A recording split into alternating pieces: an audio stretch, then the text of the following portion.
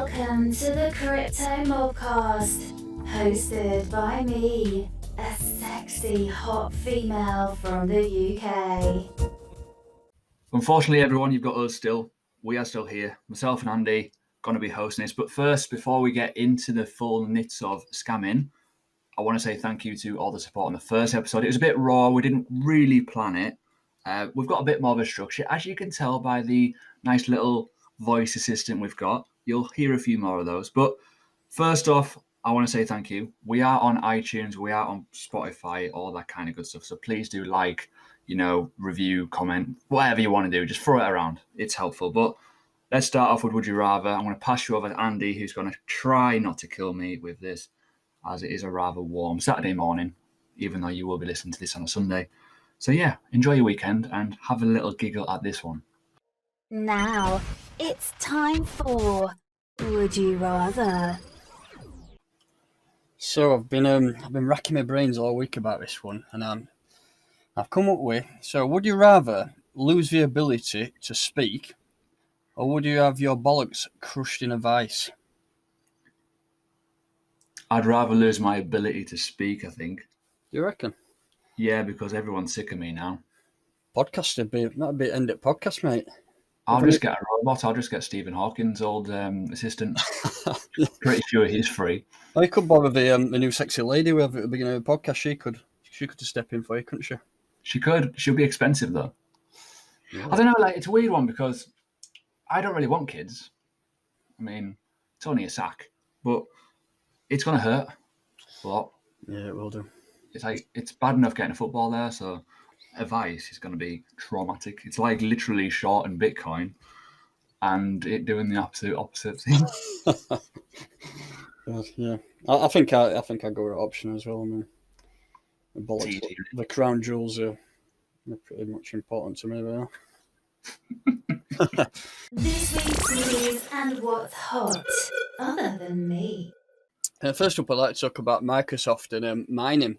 Microsoft wants to read people's brainwaves to mine cryptocurrency. So Microsoft has proposed a method to generate cryptocurrency by monitoring people's brain activity and other personal biometric data. A new patent, which is, I don't know how I managed to think of this one because it doesn't sound anything special, but a new patent titled Cryptocurrency System Using Body Activity Data. So this describes how a person could attach various sensors to their body to earn cryptocurrency through a process known as mining, which we all know. Microsoft's patent sets out an alternative option to mining crypto by instead doing it through a human body activity associated with a task and monitoring the outcome with biometric sensors. That's a pretty well thought of name, that you'd think, wouldn't you? Yeah, I would have expected something a bit more thorough and technical, but it's a weird one with this because I laughed at the World Cup. Was it the World Cup? Yeah, it was the World Cup. When there was adverts about blockchain. Don't know if you remember it, like the fucking fridge moving and that. And it sounds really mental, but I don't think we're too far away from having renewable energy to power mining. But I think a human mind is a bit too far in my view, especially in this day and age. But never say never, but it sounds absolutely scary. And when you start joining that together with all the stuff that's going on with the world now, it's like, oh my god, what they're doing. So it's definitely interesting, but we're doing it to solve a few problems with mining, I think, long term. But could be one method, but it sounds a bit, I don't know, it sounds a bit too far-fetched. It sounds more like a PR stunt than anything. It does sound like it's a bit too far-fetched, but I mean, everything's possible nowadays, isn't it? But yeah, I think it's just one step a little bit too far for the situation we're in at a minute, and the times that we're having, it's just a bit crazy in my opinion, right? I mean, people can't even spend or make a wallet on Bitcoin these days because, let's be honest, most people haven't attached the thought process that Bitcoin is money yet. To go from that extreme to like normal use case to then, okay, I'll just put my special hat on and we'll mine some crypto. Okay. It seems like a massive leap before, we've not literally crawled yet and we're already into a light jog and a sprint on that one, I think. It's like 100 years in future, right, isn't it? Oh, I think I think it's a long way away. So let's move on to a little bit of Digibyte news here. So the Digibyte, the Dutch Blockchain Foundation, has created an app for COVID-19. The software engineers and blockchain privacy advocates from the Dutch Digibyte Blockchain Foundation have come together to build an app for contract tracing COVID-19. If we just move down here, they've joined partners with Autumn, it's called, a company I've not heard of before, Autumn ID. And Autumn ID is based on Digibyte and is the world's first ever password generator by blockchain. The entry of both these robust blockchain solutions will undoubtedly empower the COVID-19 app in its battle against the pandemic. So what it does, app users are alerted if they come into close proximity or physical contact with infected people. It uses Bluetooth technology to determine the proximity or contact distance. And how many people can you see downloading that? I think that it sounds like a good idea, but I think that could be implemented a bit better than just COVID-19. I think that could be done for like rapists and murderers and all kinds of shit like that. It could, yeah. It could be used for it. I mean, if it's took its COVID-19 to start something off, then it could push out a lot further into different fields. Yeah, because we've had problems in the UK, just UK specific. I don't know other countries, but we've had issues with children where they've been in contact with like people who have been a bit dodgy, and they've ended up like being killed or whatever. Like, but going back to when I was young, that kind of happened like on 2 occasions. It's fucking traumatic as fuck, and that was due to safeguarding and not doing the correct checks of schools and stuff. That kind of brings me on to the question. I don't want to be like prejudgmental sort of stuff and like, oh, everyone's like a dickhead, but if you've got like a neighborhood and that neighborhood is then knowing that a stranger has came into that neighborhood that have said record, I think that'd be really good. Whereas how it works in this day and age is it's all record of community, as in who's in the community, not people that come in or out or whatever. It's like going back to crime where they only knew who was in the neighborhood, as in eyewitness testimonies, whereas now it's like everyone's a stranger. People can go in and out and do whatever. So to have some sort of system that recognizes the bad eggs out of everyone else is good, but it's then that fine balance of overstretching it to being like AI controlled, a state surveillance system. I don't want that. I don't want it to be like, I don't know, Persons of Interest or whatever the TV show was. But, it's starting to look like that where, yeah, it's great to kind of monitor who's got COVID-19. But I think long term, I think that could be taken as an idea, executed in a different way, i.e. like people who have been done for really bad violent crimes or, child molesting, all kinds of horrible, disgusting stuff, which could keep people safer. But it seems interesting, but that's probably why Digibyte has absolutely rocketed to the moon recently and it's in the limelight. And I think one of my videos I did on Digibyte actually has popped recently. So that's probably why people are searching for it, which is always good. But it's definitely interesting to see that they are going to implement blockchain technology for like technically a real use case, like a proper use case, which is nice. That news came out about the app on the 13th of April, and since then it's gone up 201% on the charts. I mean, that's one. And if you step back, I mean, from the middle of March, a month prior, since then it's been up 442%. And that, wow. 43 days, 43 bars. Oof. How to make money in crypto? Just follow the news. I think somebody must have had a bit of insider knowledge prior to getting released that information. It was pretty much exactly 4 weeks before. The thing is, though, like, you look on Reddit, there's always rumors going on Reddit, and like I don't do it as much as I used to. But when I first like made a lot of money in crypto, it was basically off hype marketing and hype. Like, you find stuff out, and people like believe the rumors and they buy it, and then it just trends. And when the trend gets strong, it keeps the strength and it carries on. Look at Ethereum right now; it's pretty strong. Obviously, Bitcoin's holding well. You got the likes of Cardano doing well. Obviously, Digibyte. There's all kinds of little altcoins that are popping, and it's due to the manifestation of like people buying because of excitement due to halving and all kinds of other technology-driven stuff. And it's only going to take so much to drop it, but that's a problem in a I wouldn't say a bullish market, but a semi-bullish market.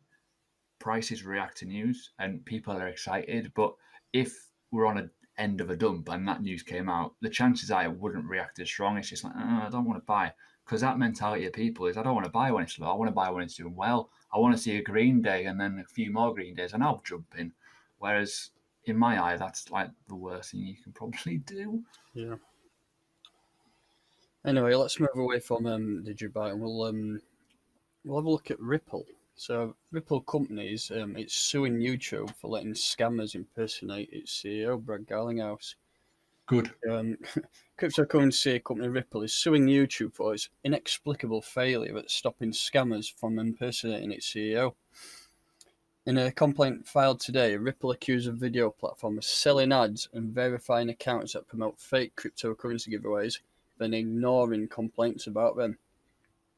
And then it just goes into what about Ripple is and saying that fake accounts have been making these videos, getting hundreds of thousands of fake followers somehow, and then using ads and just making a killing off it. So XRP, it's really bad. It isn't. I say XRP, it's Ripple, the company, really. Yeah. Just to give people a bit of context on this with YouTube, by law, are a censorship sort of. They've got a censorship. Anything that we say can be taken wrong, and they can remove us. That makes me laugh in some ways because I could do a video about X, Y, and Z and be about conspiracy theories and all kinds of horrible stuff, and my video will get taken down. I can go naked on YouTube and it'll get taken down, right? That would be a great site. Not, but ultimately, for these guys to get away with it for so long, it's quite scary when YouTube verify accounts over 100,000 subscribers automatically. They will get sent a plaque to say, "Oh, well done, 100,000 subscribers." They go on live streams. Nothing is flagged. Nothing. Yet normal YouTubers, like, I don't know, I think The Moon, that Martini guy, there was Tony Vase, there's absolutely loads of YouTubers that have been targeted recently by community kind of guidelines by bots reporting their videos. Because there's not as many people working at the minute at YouTube, they're all working from home and it's all the algorithms, they're taking advantage of it. So what they're doing is they're flagging videos that are legit, but the ones that are not legit are kind of just staying on there. Like Coinbase is another one. There's been Coinbase giveaways. I think it was 57 million XRP has been given away on these bots or something stupid like that. It's a massive number. It's a lot of money. And like, YouTube have to act. They're a massive company. They're the second biggest search engine. They're the biggest video platform in the world, and it is an income for millions of people. And they're so chilled out about it. And being a YouTuber, it scares me that I'm going to put a video on one day and it's going to get taken down. And after 3 strikes, as a rule, your account will be lost. It scares the living shit out of me, that does. And any budding YouTuber, like, stick to the rules, but also the rules can be manipulated in such a way that a load of robots can just go, right, that video is dodgy, I'm going to get rid of that. But obviously one person controlling that. So it really is horrendous. And I'm glad that they are. And I think this might be a wake-up call for them to like just look at what's happening. And it doesn't just happen in crypto, it happens in all the industries. And it's just market manipulation of what's happening in the markets with any product. And people do report others in a malicious way to get it offline because there's talking an uncomfortable truth, which is kind of worrying as well. So that's my take on it. And I hope they do win, and not so much win money, but I just mainly for awareness, because it's not just Ripple, it's everything. If you look on YouTube, there's that many different cryptocurrencies out there now, and like we've said before, a lot of them are scams. But the big ones that are out there, the ones that are getting exploited. So XRP, that's getting. It says in this article here about just from one fake YouTube account acting as the CEO, one account took $15,000 worth of XRP, just from users like in the comment section below, say, "Give me this address, I'll send you this amount of XRP." $15,000, just it's shocking, isn't it? It's gonna get worse as well. We'll come on to that in the main topic, like about scams and stuff, but it will get worse. And that's why that was like one of the main reasons why I built a course, was to try and help people not fall for the investment shit and setting up the fake wallets, because that's where you get manipulated. And if you don't know what you're doing, you'll take anyone at face value, even like as in, oh, you need to do this, that, and the other. Oh, they've got a Lamborghini, they've got a McLaren, they've got a really nice house. Okay, cool. It all falls into line, and it's scary. And when you've got a name like Brad Garlinghouse, who's Huge. the boss of XRP, even if you can use the likes of David Schwartz and all kinds of stuff like that, who are also in the team, like they're big names. And I myself have been impersonated in the past a few times, and it kills me, it hurts me. And I've just, people need to make sure they are verifying who's who. And when you start seeing a live stream of a person who's very, very well known, who's not on the stream, it kind of raises alarm bells. And the whole XRP community will talk about it when he is live on a real live, because they'll just shill the shit out of it. So you need to be aware of these things. You do. Even I did an impersonator once when I used to work for when I worked for one of the companies at the beginning when I started. Somebody would go around with my face asking for money. I'm like, I've not even done it, and I'm just a normal person in a Telegram group, and someone's got my picture. Like, it's scary, isn't it? They're just trying to scam you any way possible, don't they? Oh yes. So just moving on to the last piece of news here, which is it's going to be towards what we're talking about for our main topic of this podcast, and it's exchange hacks and scams. So last week, 300,000 in Ethereum was stolen from Uniswap, the DEFI app. An exploit on liquidity pool in Uniswap, a DEFI, resulted in the loss of slightly over 300,000 in F. The loss of 300,000 F, an appreciating asset, is a big dent, and the face of sophisticated hackers who understand the ins and outs of protocol, more work needs to be done on the leaky DEFI roof. So just a quick one on what Uniswap is. Uniswap is a decentralized protocol built on the Ethereum blockchain that facilitates the exchange of Ethereum and tokens via liquidity pools. So they've gone in through the liquidity pool, found a flaw, and took 300,000 worth of F. But just before we finish that piece, an article came out a couple of days after saying that the hackers sent all the money back to the company, which was a very random. It wasn't exactly the right amount. They stole 25 million in the end, but 57,992 F, but they've sent them back, which is strange what they've done there, isn't it? There's always going to be flaws in new technology. You've just got to find them before it happens, and unfortunately that didn't happen here. With the likes of decentralized finance, it's relatively new. It's like the buzzword of 2019, 2020 still, of wow, this is a great way to accumulate, and it's a safe way to have collateral against your money, and all kinds of wishy-washy bollocks, basically. If there's a flaw in it, people won't use it. And if it is risky, it's like lending. UK companies out there, there's American companies out there, where with fiat currency, you can join lending, and where your money works for you by being a lender to other people. You get paid the interest back. It's the same with DeFi, decentralized finance, in the crypto world. However, likewise in the UK with lending, it's still an untested. Well, it's not untested, it works, but it's new. It's not like the other ways of making money. This in crypto is new, and Ethereum is still a shit blockchain as it stands right now. It's still Ethereum 1.0. It has its flaws. It has its scalability problems. It obviously has different flaws in the code with liquidity pools. So yeah, if I was anyone thinking, right, if you made the big time and you've got money to burn, decentralized finance as a method to make more is definitely a way to do it. But you need to understand that, they need to get all these kinks out of the chain. And 300 million Ethereum, how many was it? How many coins it was? No, so 57,992 F. Right. So 57,000 Ethereum is still a big dent. I would like to have that in my own wallet, please. It's scary, really, when you think that much can just be sucked out of a place. And like in the real world, if someone took 300 million out of a bank, people would know about it. Yeah. Whereas in the crypto world, it's just on a little crappy article. It's like, oh, cool. And then everyone's like, yeah, another day in crypto then. What makes it slightly more scary is it was either last month or the month before that DEFI altogether with the apps and the platforms added together, it topped $1 billion. It's growing massively.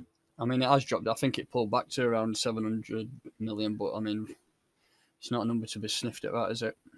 No, with the likes of the Mega Die and stuff like that, it's doing really well.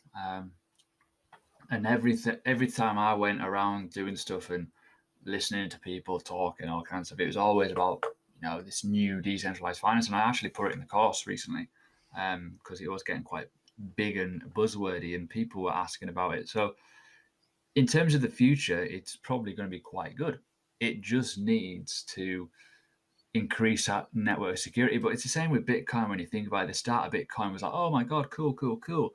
But there was flaws with it and hacks, and we will come on to that, obviously. But the longer things go on for, the stronger they get. We know that with the mining in terms of Bitcoin and stuff like that, same with Litecoin. It's just Ethereum networks are a little bit different with the way they work. Let's talk. Use hashtag Crypto Mobcast to join in. We're going to start off with the main bulk of this topic. We've obviously spoken a lot about scams in the news. This is why this topic is kind of relevant. We're going to talk about scams, but we'll first talk about exchanges, because the main element of how it all came about with people scamming and companies going rogue and stuff like that is the exchanges. Obviously, Mt. Gox. I'm going to send you over to Andy about Mt. Gox, because obviously we're going to start with the main one. Obviously, there was prior hacks before that, but the one that sticks out in people's mind was the Mt. Gox kind of fiasco in 2013, 2014, where that all went to shit, really. So I'll hand you over, and then we're going to discuss going from scams to the exchange, well, obviously exchange scams, all the way down to the normal Instagram photo, basically, because they can get quite sneaky, and if you don't know what you're looking for, you're going to be in for a bit of a shock. Yeah, so Mt. Gox, that's one that everybody knows about, especially people who've been in the cryptocurrency industry for quite a while. I'll just run over some key points about Mt. Gox. So at its peak in 2013, the exchange handled a whopping 70% of all Bitcoin transactions worldwide. This dipped to a little 70% by the beginning of 2014, but the company was quite strong still then. So what happened afterwards, Mt. Gox took a devastating hit in the largest Bitcoin hack to date. Hackers accessed and stole 740,000 Bitcoin from Mt. Gox customers and 100,000 from the company itself, roughly the equivalent of $460 million at the time. Imagine what it'd be worth nowadays. That's a lot. The event quickly spiraled out of control, and the company was bankrupt by the end of 2014. So just running through how it happened. Everything exploded in February 2014. It is now suspected that a hacking activity was going on as early as 2011. In June 2011, the company experienced its first hack, in which hackers got hold of Mt. Gox's auditor's computer and changed the price of one Bitcoin to 1 cent. Imagine that. God, you'd be buying them up, wouldn't you? They then started buying Bitcoin at this artificial price and using a private hotkeys wallet from Mt. Gox customers, obtaining about another 2,000 Bitcoin. So with a price at 1 cent, customers bought about another 650 Bitcoin, of which 0 was ever returned. Investigations in 2014 revealed that Mt. Gox private keys was unencrypted and stolen back in 2011. So it was unclear whether this information was obtained through a hack or with the help of an insider. I mean, personally, it sounds like an inside job, but to me, right from the beginning, somebody had access to the keys, and then they kept him from 2011 all the way through to 2014. I mean, why would it not be a hacker, an insider? Yeah, most hacks on exchanges are insiders. Yeah. With last year, Cryptopia, that were exactly the same. Yeah, that's all going through courts at the minute, but yeah, it's pretty much endless, really, amount of people with inside companies doing these scams and exchange hacks and thefts. It's never ending. But yeah, that's where it started. The Mt. Gox was the first major one, and I think to date it's probably the second or third largest ever crypto hacks. At the time, it was because obviously, Christ, so 6 years ago. It's a long time ago, realistically, but when you put onto the scale of 70% of the overall market in one place, it's like horrendous. It's like you just can't describe it. It's like how can I describe this in layman terms? It's like robbing Fort Knox. That's what it's probably like. Yeah, probably. Yeah, it's like literally stealing the main element of the country wealth. It's like the Bank of England. We'll just go right to the direct hub and steal all your money. It's like it's ballsy, but at the same time, like that's the thing. It's ballsy because they could have went for a much smaller, less secure exchange at the time, and obviously the loot wouldn't be as good. It's mental, but there was a lot of issues with Mt. Gox. Not so much about the hack; it was mainly like the founder. Not as much the founder. The founder actually sold it to a French guy. I can't remember his name now off the top of my head. And he kind of run it into the ground anyways with lack of spending on security. The staff were like really indisciplined, and obviously the hack happened. So there was already question marks about Mt. Gox, and then it all came out with that massive hack. And I think he served time for it and all kinds of stuff. And absolutely scary when you think about it. And I think now, even still, we still feel and hear the rippling effect of Mt. Gox Bitcoins being dumped on us, and it happened recently.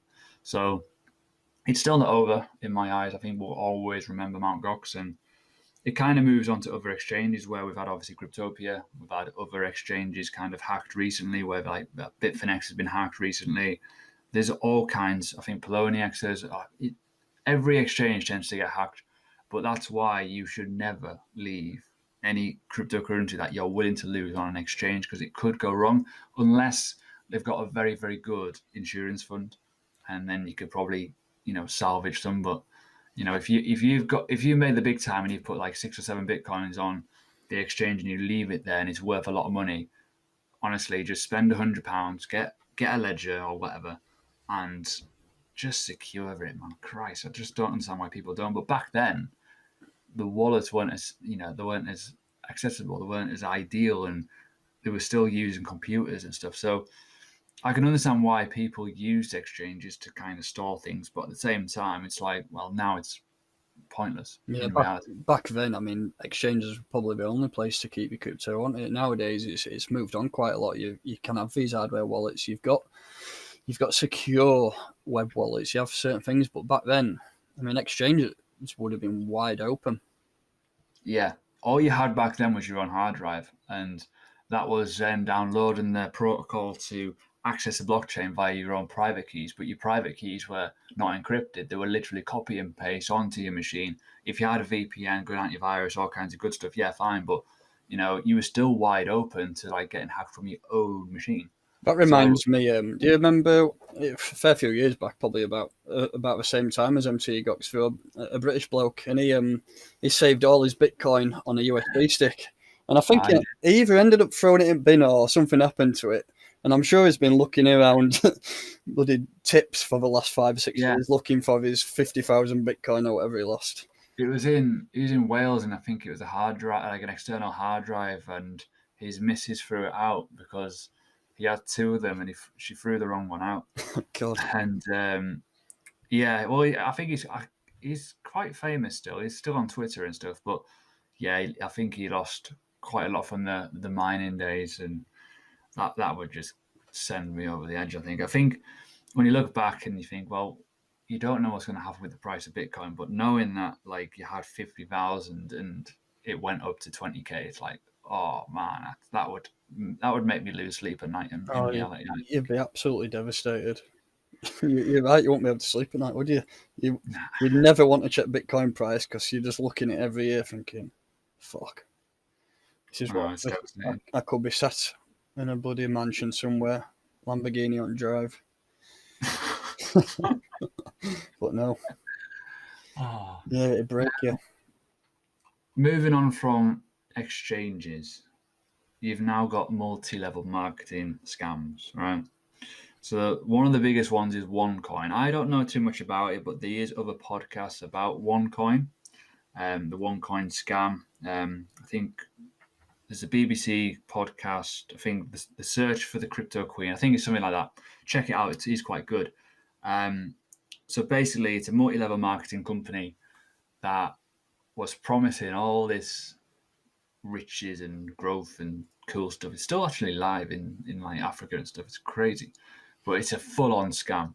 The person who was running it has literally changed her identity, had plastic surgery, and vanished off the space of the earth. Like all the other people involved have been arrested and stuff like that. And it's just built on the ploy that you will make money by selling a product that's artificial and wrong. Like you don't need, in my personal view, multi-level marketing in the cryptocurrency space or the forex industry or the stock market does not need it. It's not no requirement. You do not need a commission in a pyramid scheme or whatever referral. Like if you refer 10 people, you'll get 100 of whatever they get. You don't need it, in my view. It's like multi-level marketing does not work in the financial world. So if anyone is touting you certain things like you will get an ROI of like 1.5% per day, for example, if you got big, massive referral bonuses that are not affiliate related, by the way, affiliate marketing is totally different. Whereas you've got a downline of 10 levels and you get a fee of every single person, it is usually a scam. They do not last for long. They always run out of money. There's always that hype marketing that runs out. And I cannot think of any company right now that has been a multi-level marketing company in the crypto space that is still kind of active. All the ones that are around are very scammy, very shilly, and especially in the finance world, like they get absolutely battered by people who know what they're doing. I don't know if you've got any experiences with like those sort of companies or if you've seen them, but in my eyes, they don't last forever. They don't last for long, and they are always there for a quick buck for the founders more than anything. So I don't know if you've got any experiences on that, Andy, in terms of what you've seen in the industry. One thing that gets me, like you said, they're not here for a while, have they? The tip up out of nowhere. They produce these amazing packages, which you think, how could that possibly be fake? They harvest as much money they can, and then, like you say, seconds later they're gone. It's same with I noticed probably last year or the year before, there used to be a lot of cryptos coming out, and they called them the X-Men. So they'd have like a zero man, should I say, like X or zero. So there used to be a normal cryptocurrency, but they put an X at the end, so XRP0 or BTCX or LTCX, and they're all scams. And all they did, like say, harvest money off people, make them to believe that the product's going to be the next best thing. It's going to do an XRP pump. It's going to make 22,000% in a year. And then, poof, they're gone in seconds. The thing is, it's hard because it even happens now. The problem what we've got is Bitcoin, Litecoin, etc. They're open source code. You can copy them very easily. Doesn't take much for people to make their own coin out of it. Like right now, there's a one called Bitcoin Black. And that's just a coin. It's not a multi-level marketing company, but that in the same sense will artificially stake, or well, they say it stakes, which is funny, where it will mine X amount of like Bitcoin Black, and it's such an unrealistic number. And it's the same for multi-level marketing companies where join this mining package, but if you refer 10 people, you'll get a 10 level downline and you'll earn 5% of whatever they invest. It's just a Ponzi scheme. And mining and stuff like that. Oh, it can go on forever. We can go on for hours about this. And I've seen the same. I've seen the same percent. So people are looking for proof of stake coins or new proof of stake cryptos, and the ERC20 tokens. And you're like, oh yeah, you're not going to make any money from staking from doing that, are you? And it's scary. Like when you look at the facts, and I get absolutely ridiculed for it because I hold no punches. I do not give a shit. Like when people are promoting it, I just laugh at them and I go, mate, you do realize this is a scam? No, it's not. And then I become the enemy. And then a few weeks later, it goes all wrong. And then like sometimes they're like, I've had one person that's came back to me going, fair enough, you were absolutely banging the money there. And there was a company in the UK that was released, and I absolutely battered them on Facebook for ages. And it was called Powerbot. And what it was a spin-off from a company called Recyclebot. And he's in the military. Some guy, I can't remember his name now, don't really give a shit. But he built this website where you can earn, right? Get this. You could mine, wait for it, drum roll please, XRP. What in the fuck? You cannot mine XRP, right?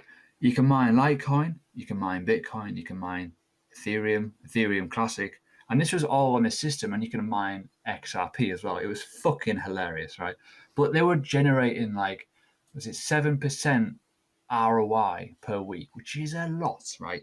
If someone went to you, I'm going to mine Bitcoin 7% per week. Oh, what? It's unbelievable. Like, you will not, it's impossible. And I don't use the word impossible a lot because in cryptocurrency, a lot of it is possible with prices. But, that sort of thing is like, what? And absolutely battered them. And then people finally took notice. I'm like, oh my God, this is like dodgy. And then, yeah, I was getting all kinds of threats and all kinds of stuff on Facebook because I was the enemy, because I burst their bubble. I burnt their quick, rich bubble where these people were recruiting others to get commission from what people were investing, because those people that were investing were getting an ROI that was off the scale.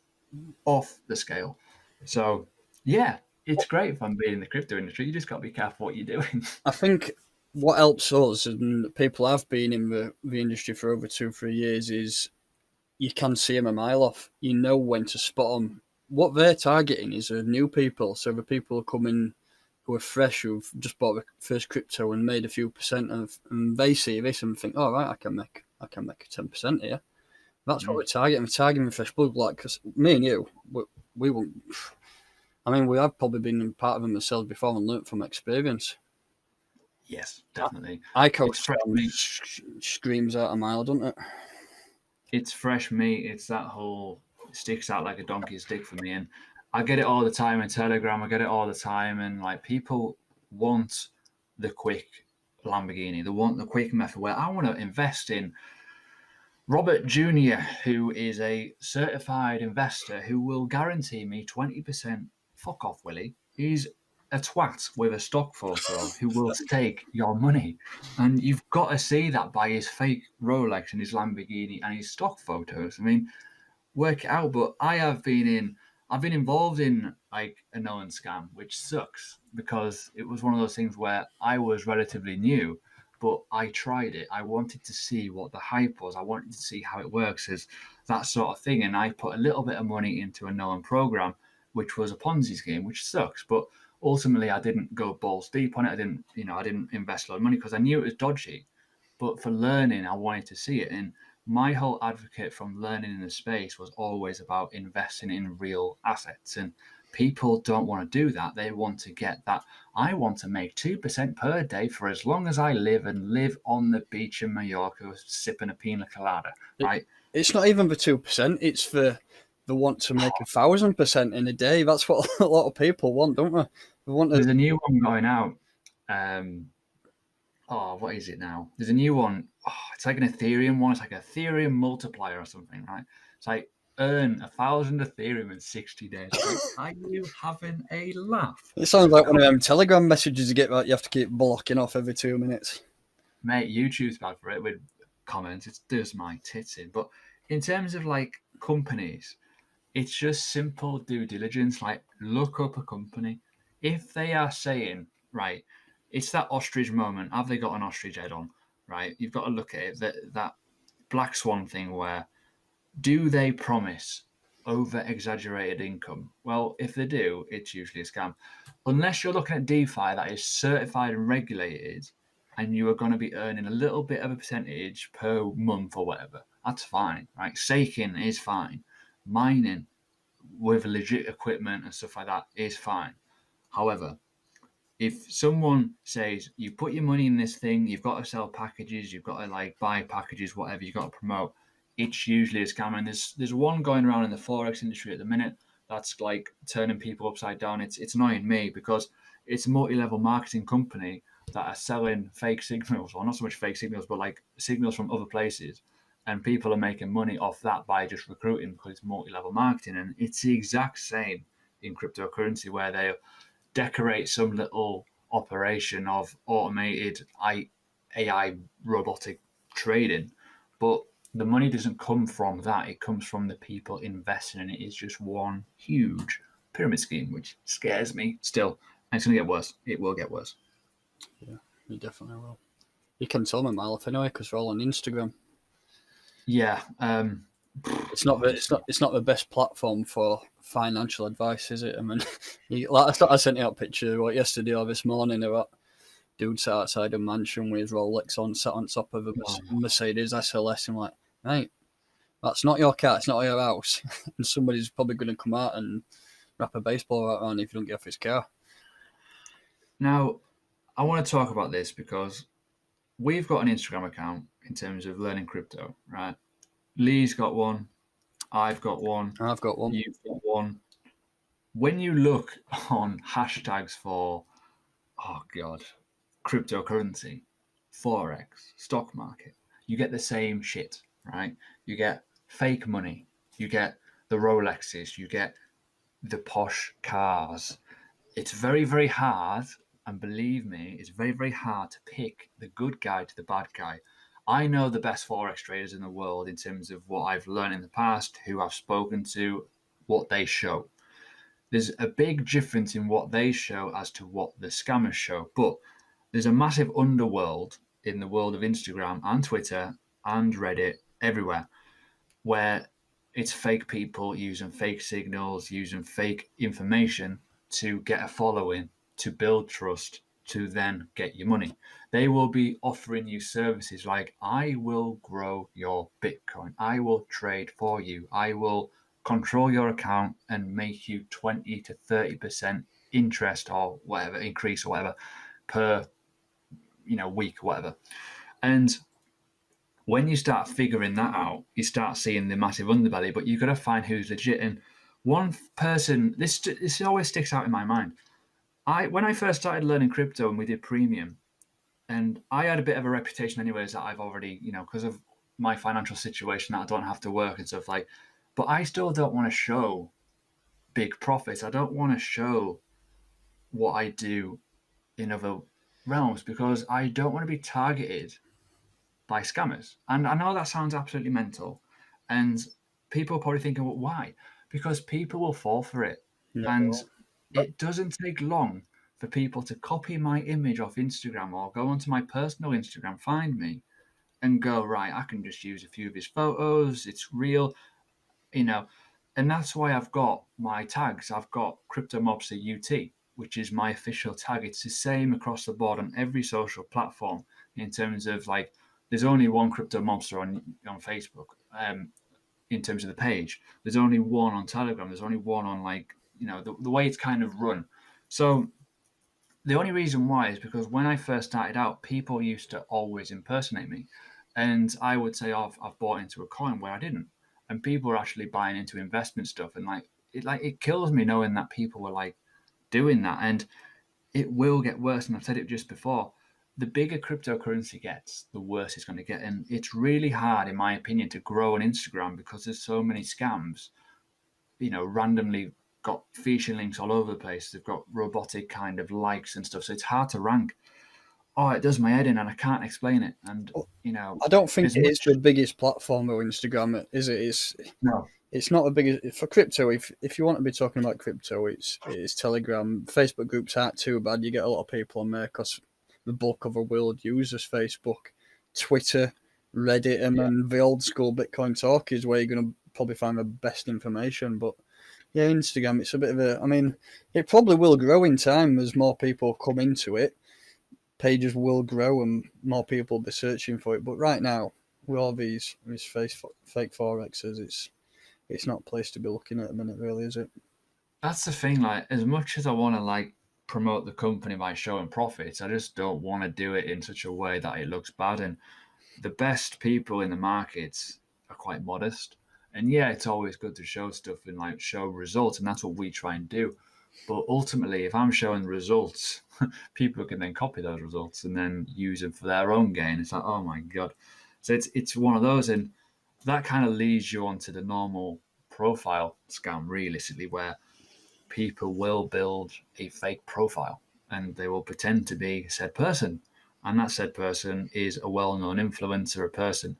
And, it's hard. And as much as I'd love it if, YouTube and Facebook and Instagram, etc., recognize real people in financial markets, there should be some sort of certification to show that they're the real person. Yep. Whereas if a number of influencers people are copied, it should flag up. So there's so much to do, and At the I end, don't know what your at the end of the day, I think it's, in our situation, I think it's personal security. You don't want.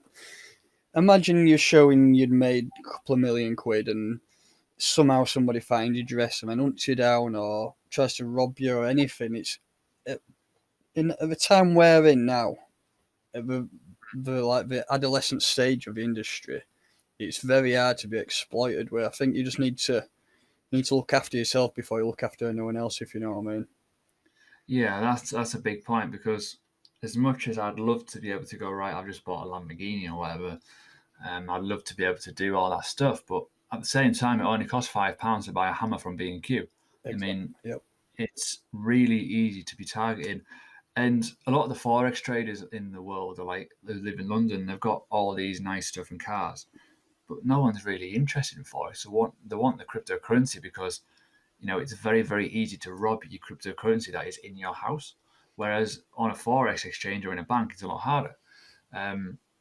So there's always that. Obviously, cryptocurrency is encrypted and that, but if someone's holding a hammer to your head or a gun and they need a password, well, guess what?